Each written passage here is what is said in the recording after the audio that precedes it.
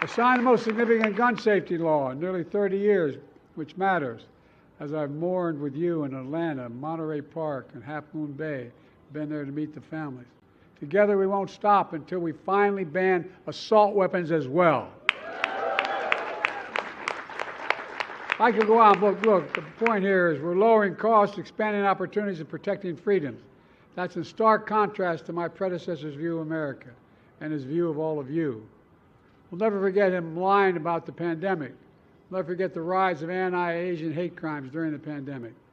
I'm proud to have I'm proud to have signed this COVID-19 Hate Crimes Act with your support. We've also provided historic value and funding for public safety in local communities that's bringing its results. We're seeing a 50-year low in violent crime in America.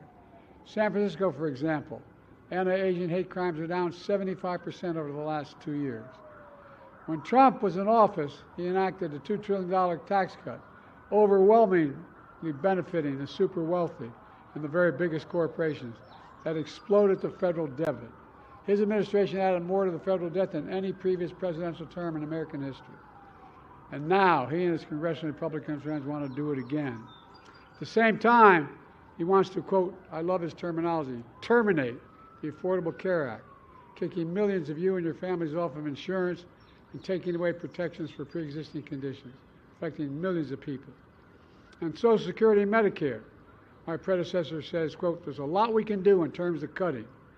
Not on our watch. Not on our watch. Not on our watch.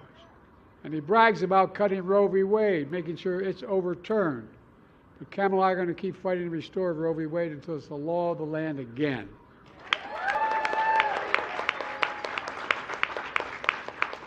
While we fight for comprehensive immigration reform, he calls immigrants rapists and murderers. He says they are not people. They are not people. He says immigrants are, quote, poisoning the blood of our country. Folks, my predecessor wants a country just for some of us. We want a country for all of us. Let me close with this. 2 years ago, I signed a landmark law to pave the way for the creation of the National Museum of Asian American, Native Hawaiian, Pacific Islander History and Culture. It matters. There are those who want to erase history, but together you're making history. We're making history. Thanks for watching. Stay updated about breaking news and top stories on the NBC News app or follow us on social media.